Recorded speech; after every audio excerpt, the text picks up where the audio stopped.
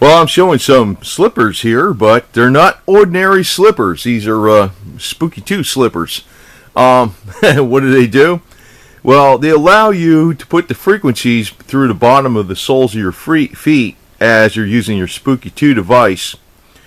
But, you know, I decided to use the Parazapper, to tell you the truth, with this because you can kind of get around and have this attached to you on your belt or something.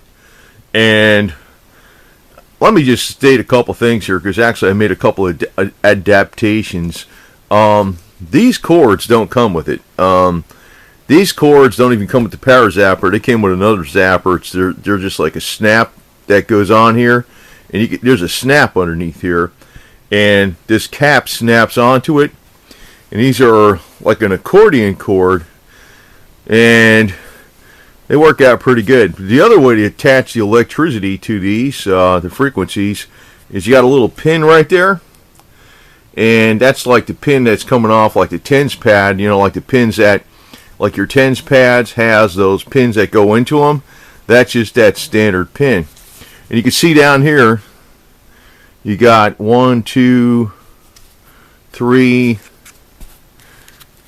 4 spots it's going through the soles of your feet.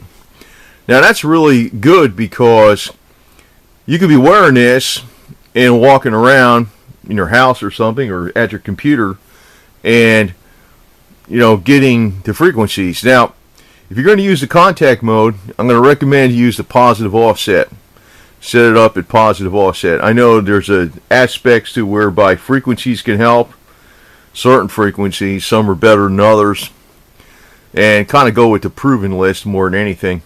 Now if you're using these through the soles of your feet, avoid the really low frequencies like 15 or 15.2 or 15.8 or 20, because you'll feel it a little bit too much. You can adjust them down with the SPOOKY2 generator, and so you don't feel them too much, or you can put it on a sawtooth wave so you don't feel it too much. But if you're using a Parazapper, I suggest using the higher frequencies. Now, I didn't have any problem using any of the frequencies except this 15 hertz. It was kind of like stings a little bit, but you know, when you're up to 2,000 hertz or 30,000 hertz, no problem. Even the ones that are like 727, 787, 800, and 880, no problem. So, but it's very convenient. I could tell you that right now. That's one of the things. You know, it's like if you're holding these handheld cylinder things. Well, that's not as easy to use as this. And this to me is one of your best devices to get, period. Because you'll use the device a lot more often, whether it's the Parazapper or the SPOOKY2. Now, in this case, the SPOOKY2 you've got a generator that can generate any kind of frequency wave. And the only problem is it's plugged into the wall, you know. So you really can't walk around with them too much, you know. You really can't do that unless you get a battery pack or something. That's where, you know, I'm using this with the zapper more. They're actually the Parazapper. But this is a very good idea in an add-on device, because you're getting a lot more. Well, let's say the theory all works good. Now, I think Holder Clark pretty much proved that theory with the, you know, the positive offset. And I think some of these frequencies are better than others. I know there's a lot of talk about, you know, you really got to use the real high-end frequencies to make things work. Like, in other words, these actually, most of the frequencies they call Rife today are divided down from the original Rife frequencies from John Crane. But that's not to say that they're not non-effective. I just got to put that caveat in here because I know there's controversy on it. The lower frequencies, like in the 2000 range, like maybe they've been divided down from the original Rife frequencies. I can't say that they're not effective. They're not as effective as the original Rife frequencies. But when you combine them with positive offset, which is something Holder Clark stumbled upon, and they seem to work pretty damn good, especially if you're using the device a long period of time every day. And how do you do that? Here's one of the easy ways right here. Because you don't have to, like wet paper towels with saline solution or use contact pads. You just slip these on your feet, and just turn this thing on. And I found the first set works fine. Second set, this is on a Parazapper CC2. Now you will. This is actually intended for the SPOOKY2 generator, which has a lot more frequencies that you can run any frequency. The only problem is with that is like you just can't walk around with it. I'm going to wind up using this Parazapper more, to tell you the truth, but I like the idea behind these. Big time. Big time. And yeah, it is good if you use them with the SPOOKY2 device. Maybe you run some original Rife frequencies up that are, I don't know, the 1,604,000 hertz or the 1,530,000 hertz, which are very close. You might have to sweep around that range, but those are the two main cancer frequencies that Royal Rife discovered. Not to say that it's going to prevent cancer or something, but it just makes it a lot easier to do. A lot easier to do. So, you don't have to wet these or anything like that. They automatically just, you don't need to put a paper towel over here or something like, with the contact device with the metal plates. You just slip these on. And like I said, I had this with the snap that snaps over here. And I actually had to adjust it a little bit with a piece of tinfoil because the snap was a little bit too big. It's not really made for this. But the way these really attach is with the pin that goes right in there, which is like the same size pin that goes into the tens unit. But whatever works, you can. It's not that hard to modify something. I modified it a little bit because I like these long accordion things. I don't know. Maybe SPOOKY2 will come out with those later. I don't know. Maybe this is a brand new product. By the way, brand new. So this is February 2017. This is a brand new product. And it's designed for SPOOKY2, but it'll also work with zappers, So the fact that a zapper, you can walk around with it, to me is a big convenience. And this thing, I've had this a couple years now. You can just well used. No performance issues on a zapper at all. It works great. And I have the oscilloscope that can check the waveform, see if it's all accurate and if it's going true to form. Yeah, it's good to go. Make some quality stuff. So I've had no problems or no issues with any of my SPOOKY2 generators. So, but here you go, some SPOOKY2 slippers.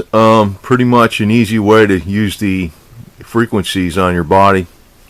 I know the technology is quite controversial still, but even back in the late 1950s and early 1960s, I know what John Bedini said about John Crane. John Crane didn't really know every damn thing that Royal Rife did. He was Royal Rife's assistant. But John Crane was a smart guy. And even the stuff John Crane came up with by dividing down the original Rife frequencies into lower frequencies that could be applied by contact mode, even those are effective enough times that it's not a placebo. The story goes that back, I think it was in the early 60s, the doctors were treating people with, zappers and things, that frequency devices that John Crane developed, not the original Rife stuff. And they were getting enough success that, like I know over the period of years now, that there's been enough successes with the non-Rife, original Rife frequencies that there's something to it beyond a placebo effect. What happened was the FDA raided the doctors and they took the devices away, and that was the end of that deal. I mean, so even though a lot of the frequencies you use today are from John Crane, which are not original Rife frequencies, even a lot of that stuff it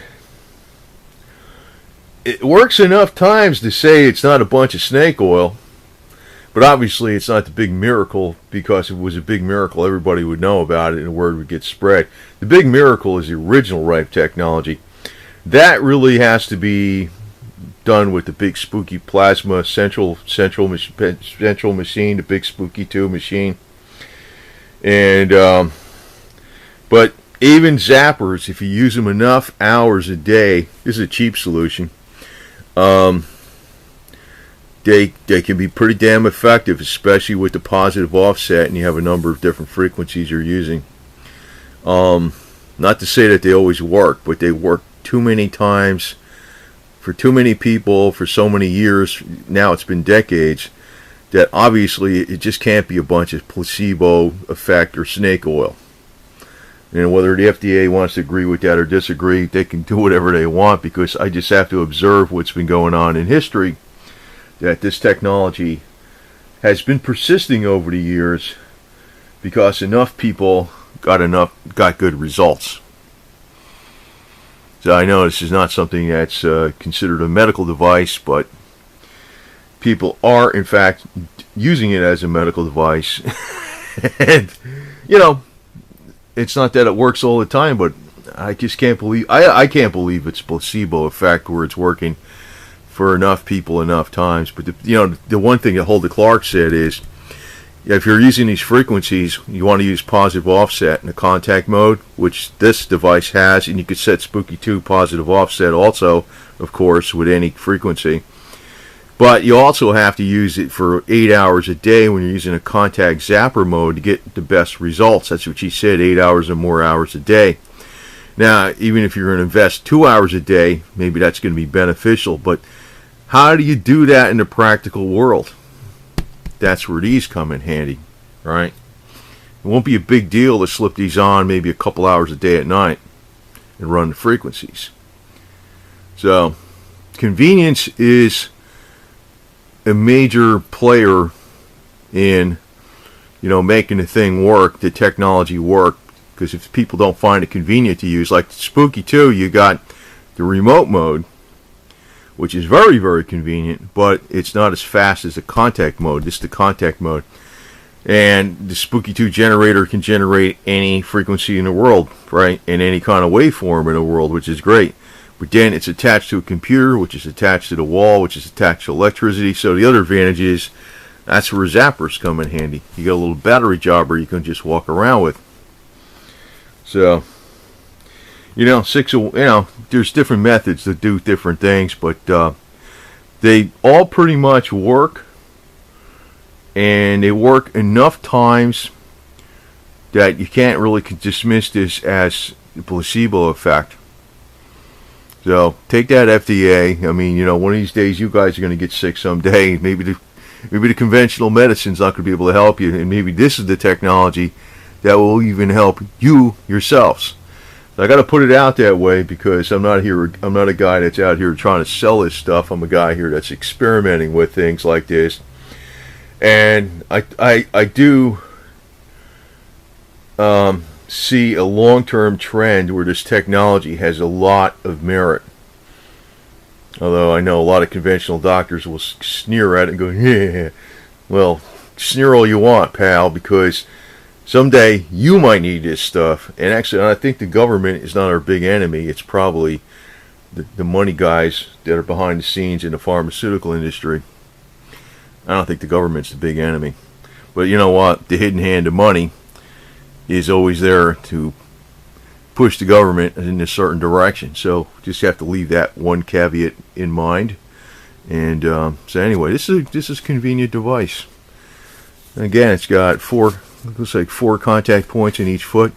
I tried them out at the 30,000 range frequencies and the 2,000 range frequencies. Very comfortable, no problem.